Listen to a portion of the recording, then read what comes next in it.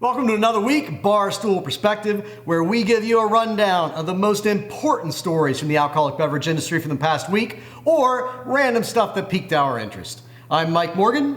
And I'm Brett Coleman Baker. Mike, wine, it's really good for you. I've heard that. Or is it? Oh no! We'll find out more towards the end of the episode, but first, the New booze health news. information. Yeah, new health information. Booze news, Sopporo. That's the big Japanese company that bought Anchor and destroyed the beloved American craft beer institution. They also bought Stone, and they're also doing a lot of bad business with real estate, according to their investors. Their investors have come out recently They and make said, bad beer, so why not? we make bad beer, we make bad real estate investments. Yeah. It's a whole strategy. We're too stupid to figure out how to run America's oldest craft brewery, despite decades and decades of success. Sure. Well, they did come out recently and say that they did not realize that when two companies merged, it doesn't fix the problems of the other company overnight. Wow, really? So, You mean like how having a baby doesn't fix a marriage? yeah, that's exactly what happened. But unfortunately, this baby was steam beer and it was aborted. Yeah. Well, their investors... It might be an actual life in Alabama. So I don't, watch what you're accusing people of. Don't put your steam beer in the freezer, you might go to Right. jail. The Sopporo investors and board, basically the non-running day-to-day operations people, are reaching out to the CEO to say, hey, stop fucking around, focus on beer. This is what made our company big, this is what made us successful. We're losing sight of that, we need to double down. Now, part of that doubling it down is investing more into American beer. And you what we thought originally was like, oh, they're seeing imports from Mexico having success. They might think they're going to have success in America because of that. Yeah. Well, that's not the whole story. Really, it's the Japanese population is continuing to age and get older, and new people aren't being born to replace them. So the beer industry as a whole doesn't see any growth happening in Japan for the next 2 decades or more. So they think America is where they're going to be. They're coming over here to screw up our beer business. Exactly. Great, thanks, pricks. Build a wall! Whatever that border is with Japan. I think that's where Godzilla lives. Oh yeah, it's an island. In wine news, sommeliers are dying, and in the wine industry, like we've talked about a lot, is facing issues. The main wine drinker is rich white people. Guess what more aren't coming? Rich white people. You know who is growing in America? It's poor people and young people and Latinos and black people. Those groups are growing in America. Those groups generally have nothing to do with wine. So the wine industry, the Wine and Spirits Wholesaler Association, basically put out a statement earlier this week that says, get your head out of your asses or you're all going down. Because the wine industry ain't growing and it's not looking good unless we start reaching more people. You couple that with the fact that sommeliers got axed during COVID and they didn't get rehired, and it's leading to a enshittification of wine lists, and it's a recipe for what? Well, it sounds like a disaster. That's kind of a perfect storm. I mean, you have a dwindling demographic. Although it's shocking to me that Bezos isn't making up for it, that he personally, as he shutters, small businesses across the country and hoards more and more money, that he's not buying a proportionate amount of the wine personally. I wish Elon would and drink himself to death. But that aside, you're seeing a dwindling demographic combined with a dwindling knowledge base. And I don't know, I think it's it's bad for the wine industry, but it's part of a broader dumbing down of America in general. I mean, we used to have food critics who were professionally paid people that earned a middle-class living writing for newspapers. With good taste and good opinions that was trustworthy. Correct. That then just got replaced by Yelp. Okay. None of that's trustworthy. None of it's trustworthy, and it actually has changed. I have friends that are restaurateurs, and I was talking to one of them the other day, a chef. He's like, man, it's just not fun anymore. The people used to come to the restaurant and they would try the special. And, you know, when I went to a restaurant, it used to be a common thing. You could just go and say, I want whatever the chef is enjoying cooking, whatever the chef wants to make me.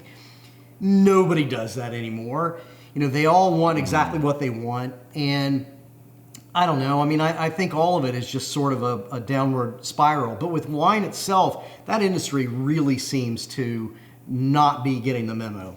No, they really don't want to change. I mean, when your main customer base is a group of people that basically oppose change of any kind whatsoever, sometimes angrily and violently so, it's not surprising that the wine industry can't pull their heads out of their asses and try to reach a new group of people. Yeah, I mean, they're going to have to pivot in some way. So I don't want wine to dumb down in the sense that if you're going out for a really nice meal, you know, you're having fine dining, a sommelier serves an important role in terms of curating a wine list for a restaurant. And if you start to lose that, then yeah, you know, your wine list becomes more arbitrary. It's almost a form of entertainment, the sommelier, because they're going to know the brand front and back, and they're going to know the story. They're going to know why this bottle is special and fun, and they're going to be able to teach you about it, which is how you actually increase your enjoyment of something. Right. The more you know how something's made and where it comes from, the more you're going to enjoy it. So if they can tell you that, like, Bob and Belinda made this by hand with grapes that they brought over from Italy when they came over here as refugees, and they planted this, and it's third generation, and every single kid here on, and they still have the main plant, and that main plant, grapes getting all. If they're telling you that story, you're going to be like, God damn, this tastes really good. Right. But you're not going to know that just story. the flavor profile and the things that you're looking for. And if they're doing it well, it's not pretentious or condescending. You know, it's fun. It's exciting to learn. They can translate your dumbness into a way that you're going to enjoy. You can say, I don't really know what I like, but I kind of like Malbecs, and I think I like fruit. And then they're going to be like, cool, I got the wine for you. Right. Now that's going to be replaced by a server who says, well, there's a moose on the bottle. This one's got fucking Martha Stewart on it. It's called 19 Crimes. But guess what? It still cost $80. So, yeah, that's going to work out great for everybody. Markups, which we're going to talk about here in a second, are crazy too. First, spirits news. Is there any update on the Francis Ford Coppola MILF Mountain indictments? We covered those last week. There is no current updates on that. We are still waiting to find out how exactly these MILFs were involved in the heist. Spirits news. Mike, I know you keep up to date on North Korea and everything that happens over there. So you're probably going to be shocked to hear that the police are cracking down on illegal moonshine in North Korea. They've even made it illegal to travel with yeast in your car because they don't want people smuggling and transporting yeast to moonshiners. What else are you going to do in North Korea? I mean, good God, you got to give people a little bit of something. Yeah, it's a shame that they're taking that from people. They're even going so far as if you buy moonshine and get found guilty of it, they're going to tell your employers, they're going to tell your social circle, and they're basically going to try to nuke you into the ground socially, in addition to whatever other punitive judgments they pass upon these people. It's North Korea. The streets are clean. Tucker Carlson was just over there. He interviewed Kim, whichever one it is these days. And he discovered he's a fantastic guy, Tucker says. And he says the liquor stores are so much better than they are here in the United States. So, sure. I think he said something about how the diet in North Korea makes it so that the rusty trombones actually sound and taste better. Yeah. It's interesting how... Get out of the country, Tucker. Go live under a dictatorship, you prick. Traitor.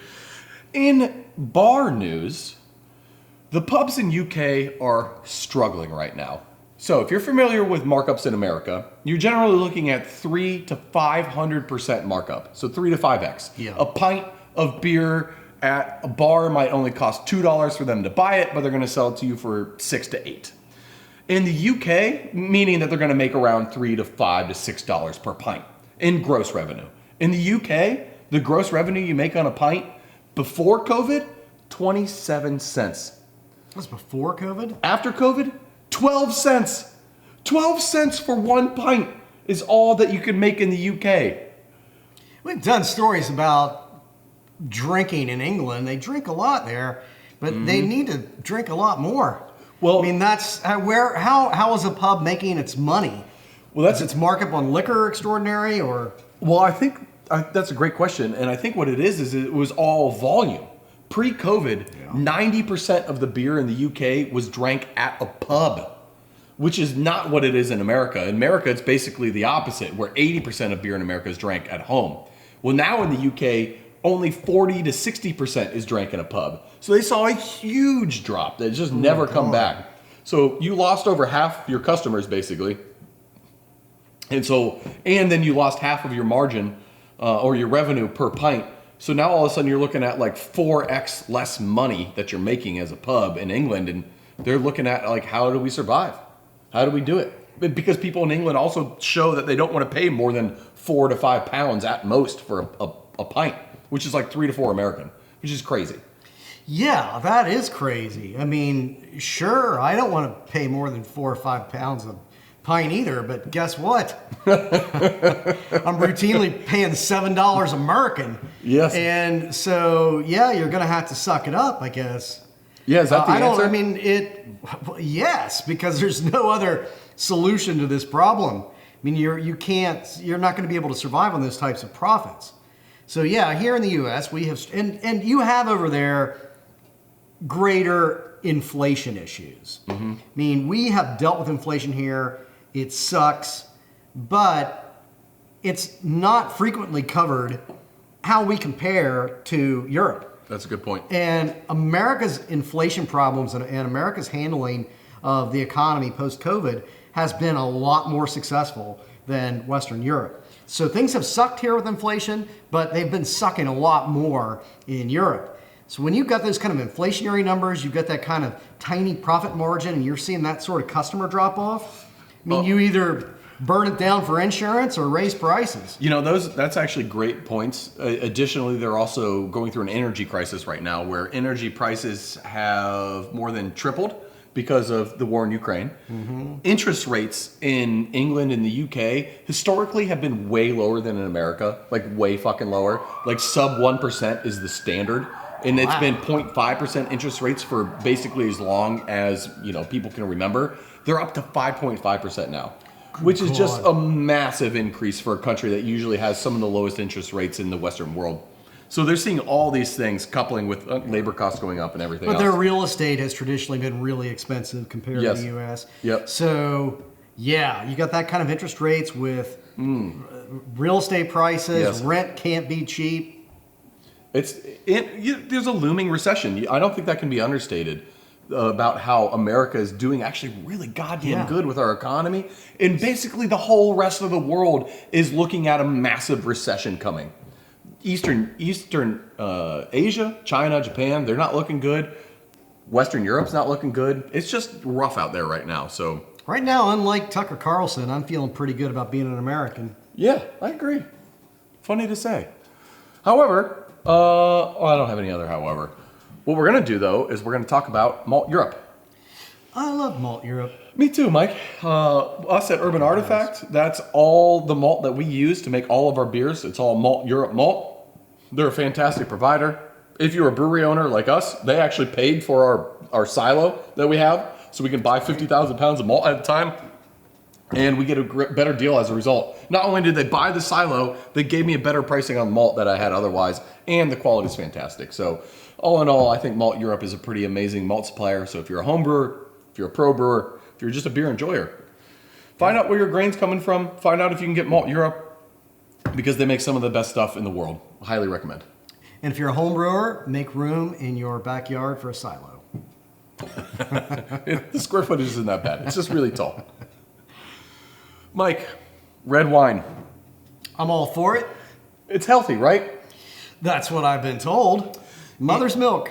In the 1990s, wine sales jumped from between 40 and 60% after 60 Minutes did an expose on the French paradox. Can you explain the French paradox for our listeners if they don't remember what that is? Isn't it it's sort of the phenomenon that despite the fact that the French eat fatty foods with a lot of cream. Tons of butter.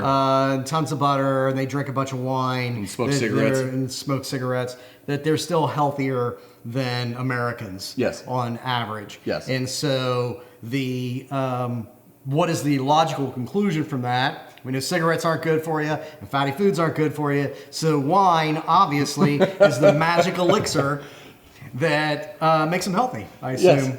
That was the takeaway in the 90s. That's what 60 Minutes did their expose on, is that wine, and specifically a tannin called resveratrol or something like that. It's magic. It just keeps people young, keeps you healthy, and the fact that they drink wine for lunch every day is why the French are so much better than Americans as far as living. And this increased wine sales how much? Between 40 and 60% overnight in America. That's insane, and it's like the exact inverse of what happened with craft beer when Dateline NBC did that hit piece on Jim Cook of Boston Beer. Like you saw this complete fall off and leveling of craft beer sales for like the next 8 years or something like that. So that, I mean, it's amazing. We're living in such different times that back then in the 90s, you had one of those shows on one of the 3 major networks, and it could make that kind of difference. The power that those shows had over America. The amount of viewers that would tune in for these shows. Yeah. Just unfathomable Crazy. this day and age. Yeah. Well, obviously, Mike, they found out recently that this isn't true at all. What? No! The healthiest thing I've been doing is drinking a bunch of red wine. Yeah, well... I got to start working out. Shit.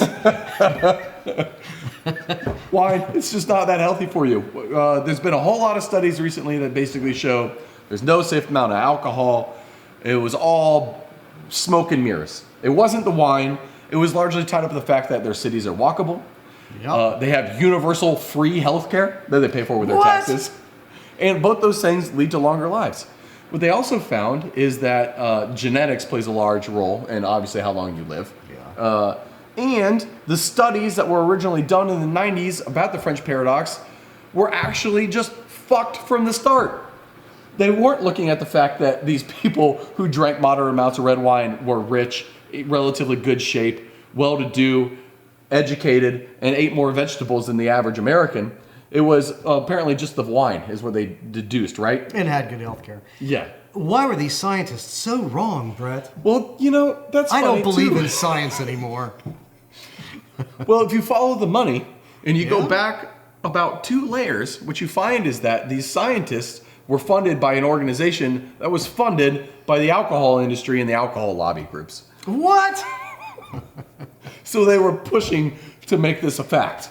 Next thing you're going to tell me is those studies that say climate change aren't real have been funded by Exxon. What? What kind of world do we live in? Like, who can I trust anymore if I can't trust the large corporations? Let's not go crazy here. We all know climate change isn't real. Hoax. It's warm today. Right, it's February. It's supposed to be warm in February, right? Anyway, yes, so studies on alcohol and the neo-prohibitionist movement are just gaining more and more steam. WHO recently put out a recommendation urging all governments to raise excise taxes a minimum of 50% on alcohol across the board globally, which would be fucking horrible. But they are basically taking all the effort from cigarettes, applying it to alcohol, and they're going back and looking at these old studies that showed alcohol was safe and saying, no, these are all flawed, everything's messed up, you really shouldn't be drinking it all anyway. I'd argue that the issue isn't necessarily alcohol, it's about teaching moderation and it's about cracking down on sugar and these other issues. Having a little bit of moderated alcohol, yeah, it might statistically lower your lifespan by 6 months, but what's 6 months on 86 years anyway? I don't know. I'll take 85 and a half. Yeah, I mean, I don't think that alcohol is not good for you, but so many things aren't. And it really is a matter of moderation and happiness. You know what else isn't good for you? Stress and being miserable. So all of it. I mean, the other thing, I don't know where that feeds into it, but you think about living in France as compared to living in the United States, there's also an entirely different philosophy about life and work, and that was particularly true in the 90s. You know, people worked a lot less. You know, you got at least 6 weeks vacation a year and all kinds of holidays off, and you know, you take a couple hours in the middle of the day for lunch, and they work to live rather than living to work, and that's going to add time to your life as well. That's a good point. It's a great point. So, what's the takeaway from all this then? Is the takeaway don't trust shit you see out there anyway? Is the takeaway actually trust the science? Is it follow the money? Is it just fucking do what you want? I mean, I think number one, it's that science is real, but you always have to ask what the source is. You know, what's the methodology, who's reviewed this? Number two, I think the takeaway is that alcohol isn't good for you, but we're not going to get a functional healthcare system in this country. Walkable neighborhoods aren't really coming anytime soon. We're not going to cut sugar intake. Work hours are getting longer and pay is stagnating. Oh, God. So you might as well just get fucking drunk. Everything else is stacked against you. Why cut out alcohol? Right. Why cut out the one thing that makes you feel good? Right. What the alcohol is doing is making me forget the rest of that shit. And that has to have some value. Oh, Christ. Well, I feel worse now than I did when we were talking about how America's doing well. Now I'm back down to feeling bad again. So. You know what you should do? You should move to Russia because Tucker Carlson says it's awesome. Everything's great. I heard the vegetables are really cheap. Yeah. Oh, the grocery stores, you wouldn't believe them. It's amazing. Yeah. Well, on that news, I guess we're going to buy some plane tickets and we'll be reporting live from Moscow next week. Tune in to the Bruce Guys Happy Hour. Love you, people.